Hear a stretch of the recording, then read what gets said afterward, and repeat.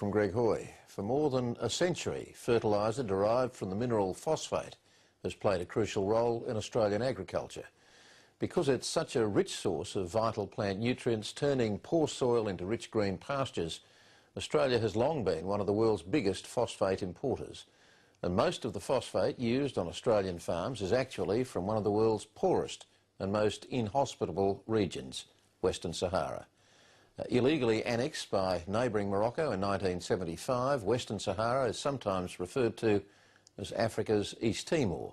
Now, Western Saharan activists are targeting Australia's reliance on their homeland's richest natural resource. James Carleton reports.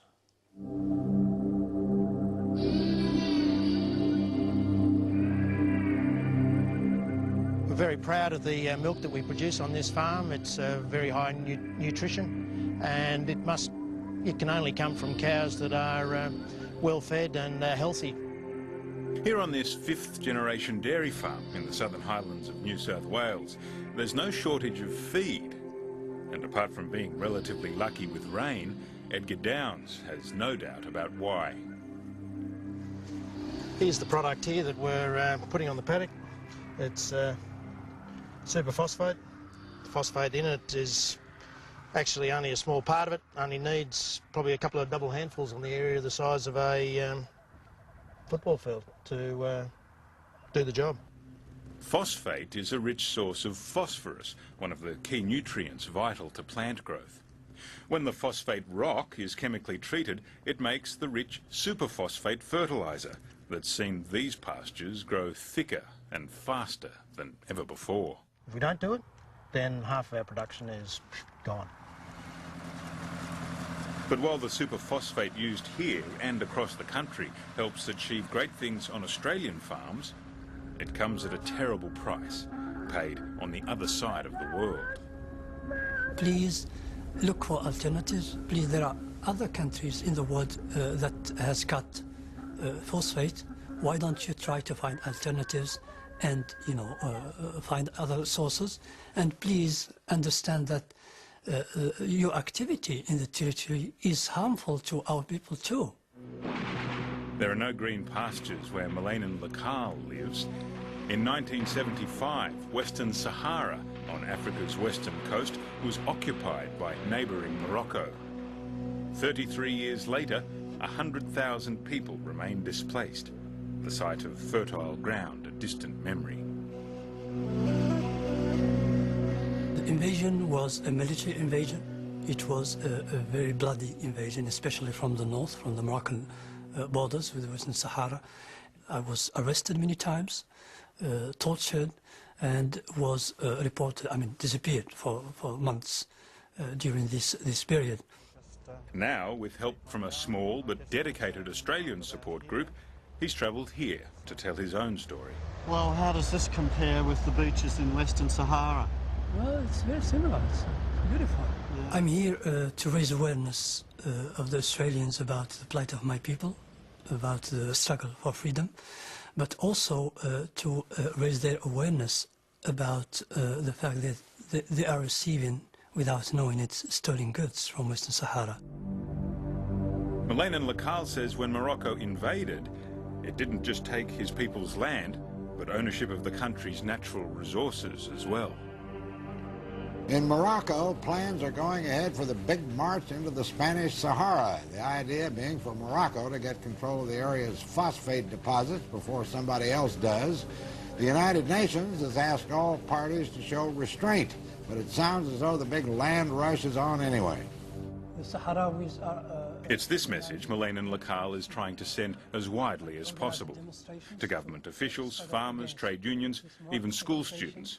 Moroccan, welcome to Melbourne. And it's a challenge, given that, unlike others in Africa, his is a conflict most people have never heard of. You have Western Sahara, part of Western Sahara, on your table every day because this superphosphate is used in farming. And it's been that way for more than 20 years. 3 Australian companies, Incitec Pivot, Impact and Wesfarmers, buy the phosphate from Morocco and turn it into fertiliser for use on Australian farms. The income of this exploitation of my country's natural resources are going to the occupying force. It is used against me and against the Sahrawi people.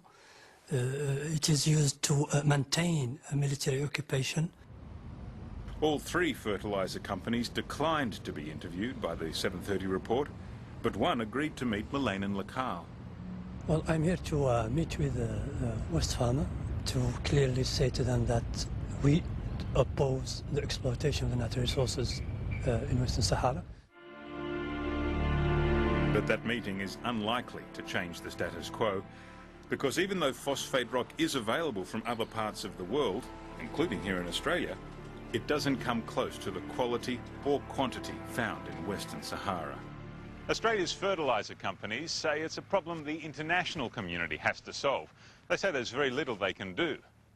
And that leaves farmers here with little choice but to use a product that generates such strong returns.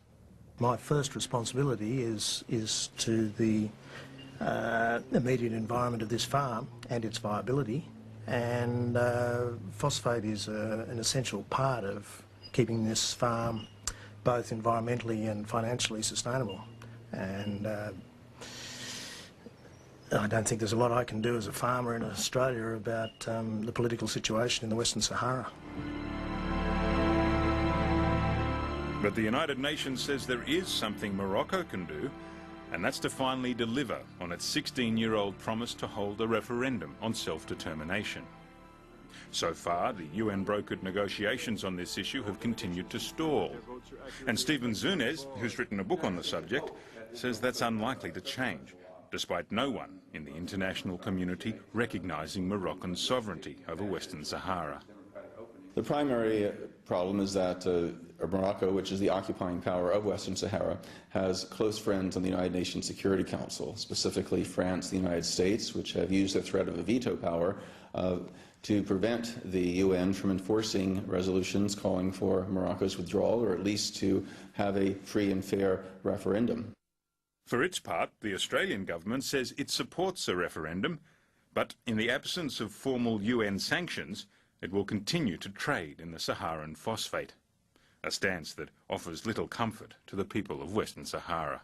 As long as Australia is willing to continue buying phosphates and in other ways supporting the occupation economically, the words really won't go very far.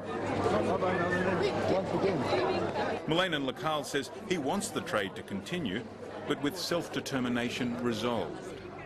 He returns to the camps with a growing number of Australians now aware of his country's struggle for independence and the hope that it won't be ignored for much longer. James Carleton with that report.